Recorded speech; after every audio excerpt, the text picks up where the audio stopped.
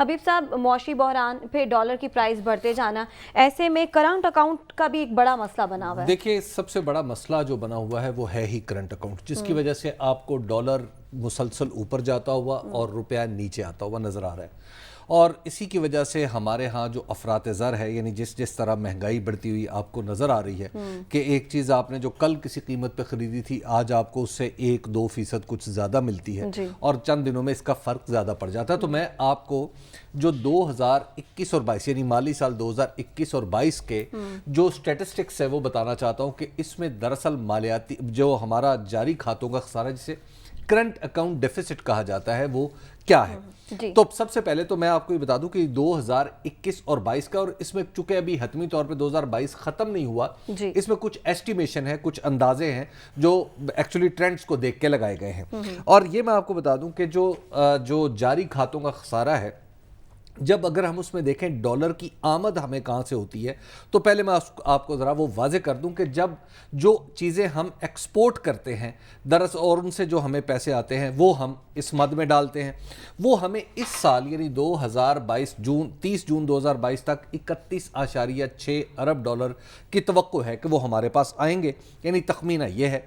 خدمات کی برآمد یعنی وہ سروسز، مثال کے طور پہ اگر کوئی آپ ایسا کام کرتے ہیں، آپ نے کوئی سافٹ ویئر بنایا ہے، وہ کہیں باہر کسی نے خرید لیا ہے، تو اس طرح کی جو سروسز ہم ایکسپورٹ کرتے ہیں ان کی وہ جو مالیت ہے وہ 6.9 بلین ڈالر ہے۔ اور ترسیلات زر یعنی ہمارے وہ پاکستانی بھائی جو دنیا میں ہیں اور وہ یہاں پر اپنے ملک میں پیسہ بھیجتے ہیں، وہ تقریباً 30 ارب ڈالر ہوگا۔ تو گویا اس سال جب یہ سال ہم ختم کر رہے ہوں گے تو ہمارے پاس 68.5 ارب ڈالر ہوں گے، یعنی 68 ارب اور 50 کروڑ ڈالر۔ اب ہم دیکھیں اس کے اگینسٹ ہم نے کیا کیا ہے اور کرنا کیا ہے۔ اگر ہم اپنے ٹرینڈز کو دیکھیں تو اب یعنی جب ہم 30 جون 2022 تک پہنچیں گے تو ہماری جو اشیاء کی درآمد ہوگی، یعنی وہ مال جو ہم نے پاکستان میں منگوایا اور اس کے ہم نے ڈالرز دیے ہیں، وہ 71.73 ارب ڈالر ہے۔ آپ دیکھ رہے ہیں کہ ہمارے پاس آئے کتنے ہیں، 68.5، اور صرف اشیاء کے لیے ہم 71.73 ارب ڈالر دے رہے ہیں۔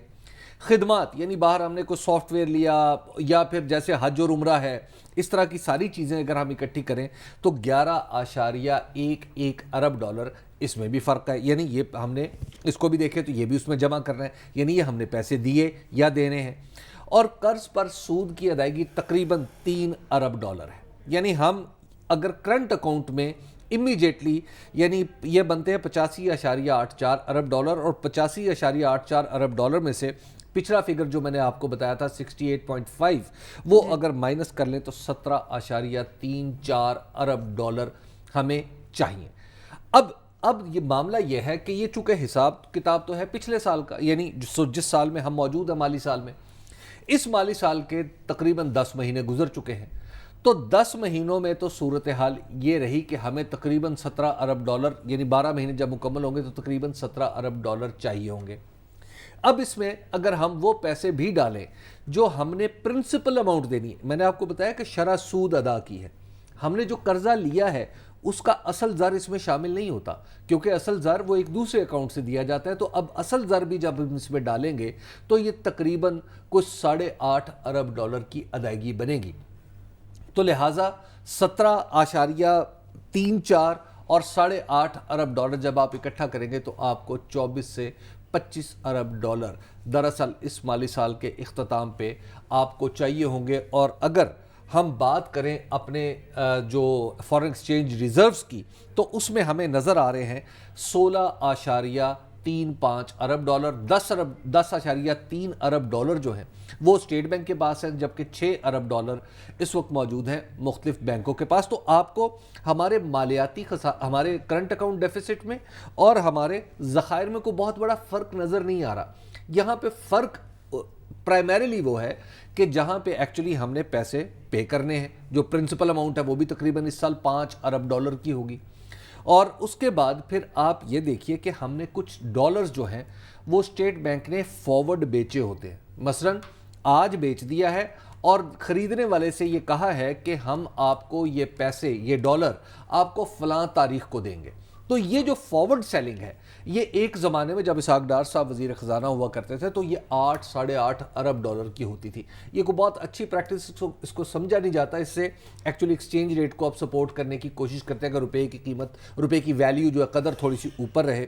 تو اس وقت جب پاکستان تحریک انصاف آئی تو انہوں نے اپنی پالیسی بدلی، تو اس وقت یہ کوئی 4.7 یا 4.8 ارب ڈالر کا ایسٹیمیٹ ہے کہ جو ہمارے اسٹیٹ بینک نے ایکچولی فارورڈ سیلنگ کی ہوئی ہے. تو جب آپ ریزروز میں سے یہ کوئی 5 ارب ڈالر نکال دیں گے تو ریزرو جو ہے وہ تقریباً 11 ارب ڈالر پہ آ جاتے ہیں. اس کے بعد یہ جو ہمارے ریزروز ہیں یہ کہاں سے آئے ہیں؟ ہمارے جو فورن ایکسچینج ریزروز ہے، یہ تھوڑی تلخ ہے حقیقت، لیکن حقیقت یہی ہے. وہ یہ ہے کہ ہمیں ہمارے دوستوں نے، جو سعودی عرب نے ہماری مدد کی، چائنا نے ہماری مدد کی اور یو اے ای نے ہماری مدد کی. تو یہ وہ سارے پیسے ہیں جو ہمارے بینک میں پڑے ہوئے ہیں. اب آپ ذرا تصور کریں کہ اگر ہم یہ پیسے بینک سے نکال لیں، یعنی وہ جن ہمارے دوست کہیں کہ یہ بینک سے یہ پیسے ہمارے واپس کر دو، تو ہمارے پاس یہ 10 ارب ڈالر بھی نہیں ہوں گے. تو گویا اس وقت ہمارا سیریس مسئلہ فورن ایکسچینج ریزروز میں اضافے کا ہے. اور یہ اس سال یعنی جس مالی سال میں ہے، تو اس میں آپ کو پتہ ہے اپریل میں حکومت بدل گئی تھی. تو پچھلی حکومت نے بڑی حد تک 9 مہینے تو اس نے گزار لیے تھے، اور اب یہ جو ہے باقی بھی 6 مہینے کی ارینجمنٹ اگر آپ دیکھیں تو پاکستان میں موجود ہے. یہ جو ہمارا روپیہ نیچے کی طرف جا رہا ہے، اس کا پرابلم یہ ہے کہ ہمارے پاس 30 جون کے بعد کے معاملات ٹھیک نہیں ہیں.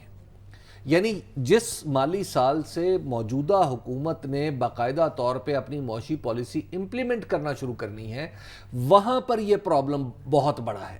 یہ جو ہماری سٹاک ایکسچینج نیچے گئی ہوئی ہے، اب تک سٹاک ایکسچینج کو یا فوریکس مارکیٹ کو یہ علم نہیں ہے، یعنی روپے کے اور ڈالر کی ٹریڈ کرنے والوں کو یہ علم نہیں ہے کہ معاملات جائیں گے کس طرف. کیونکہ یہ حکومت تو سمم بکمن ہے، ہر روز آ کے ہمیں ایک بری خبر بتاتی ہے.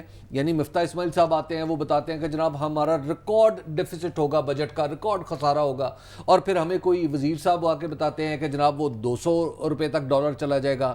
ایک صاحب اٹھتے ہیں، وہ کہتے ہیں جناب 234 روپے تک ڈالر اگلے 8-9 مہینے میں چلا جائے گا.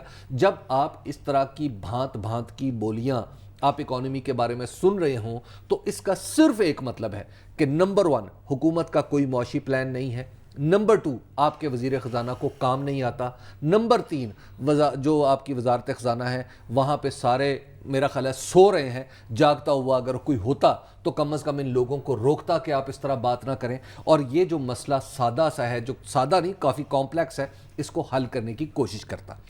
اب آپ یہ سوچ رہے ہوں گے کہ آخر یہ جو ہمارا تو تخمینہ تو پچھلی حکومت نے بتایا تھا کہ 4 ارب ڈالر کے قریب ہمارا کرنٹ اکاؤنٹ ڈیفیسٹ ہوگا، یہ اکٹھا بڑھ کے اتنا آگے کیسے چلا گیا؟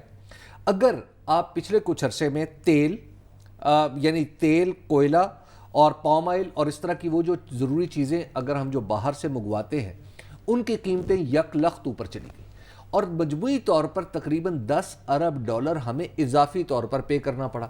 تو اگر آپ یہ 10 ارب ڈالر نکال دیں اس جو کوموڈیٹی سپر سائیکل کا، تو پھر آپ کا اگین آپ کا تقریباً 7-8 ارب ڈالر پہ آپ کا جو کرنٹ اکاؤنٹ ڈیفیسٹ ہے وہ آ جاتا ہے، جو مینیجیبل ہے. تو اب آپ سوچ رہے ہوں گے کہ اس کا حل کیا ہو سکتا ہے؟ بالکل اس کا حل جو ہے اس کے لیے وہ ہے کچھ سخت فیصلے. نمبر 1، حکومت کو امپورٹ پر کچھ نہ کچھ روکنا ہوگا. ہم WTO کے تحت بہت ساری کوئی فلیٹ پابندیاں تو نہیں لگا سکتے امپورٹ پہ، لیکن میں دیکھتا ہوں پاکستان کے اندر بہت سی ایسی چیزیں مجھے مارکیٹس میں نظر آتی ہیں جو پاکستان میں بنتی ہیں، بن سکتی ہیں، لیکن وہ پاکستان میں ڈمپ کی جا رہی ہیں. تو لہٰذا ان کو روکنا ہوگا. اسی طرح آپ کو جو سامان تعیش ہے اس کو روکنا ہوگا. اور اگر آپ ناشتے میں جو بہت ہی کوئی امپورٹڈ چیزیں کھانے کے عادی ہیں تو پھر آپ کو اس کے لیے پے کرنا چاہیے، بلکہ اول تو اس سے گریز کرنا چاہیے، پاکستان کی بنی ہوئی اشیاء کھانی چاہیے. تو لہٰذا یہ جو سب سے پہلی پابندی تو ہمیں اس پہ کرنی ہوگی. دوسری، ہمیں شاید، اور وہ زیادہ سخت فیصلہ ہے، وہ ہے پیٹرول اینڈ ڈیزل کی راشننگ. یعنی ہم ذرا اس کو تھوڑا کم استعمال کریں. اور اگر ہم یہ نہیں کریں گے اور پھر ہم اگلے سال کے لیے، یعنی موجودہ حکومت کے سامنے جو سب سے بڑا چیلنج ہے وہ ہے کہ IMF کے ساتھ ڈیل کرے. ہمیں اس کے بعد ADB سے، یعنی ایشین ڈیولپمنٹ بینک سے بھی پیسے مل جائیں گے، ہمارے سعودی دوست بھی ہمارے ساتھ چل پڑیں گے، چائنیز دوست بھی چل پڑیں گے، اور UAE کے دوست بھی چل پڑیں گے. وہ دوست ہمارے کہتے ہیں کہ پہلے آپ اپنا ہاؤس تو ان آرڈر کریں، اور IMF آپ کے اوپر کوئی سختی نہیں کر رہا. IMF آپ کو کہہ رہا ہے کہ آپ نے جو اتنے عرصے سے غلطیاں کی ہیں اب ان غلطیوں کا خمیازہ بھگتے, اور جو اگر آپ نہیں بھگتیں گے تو پھر آپ کے بعد آنے والے لوگ بھگتیں گے. یہ وہ پرابلمز ہیں جن کو مجھے سمجھ, یعنی میں دیکھ رہا ہوں کہ یہ حکومت کافی بے عمل ہے اور اس پہ کام کرتی ہوئی نظر نہیں آ رہی.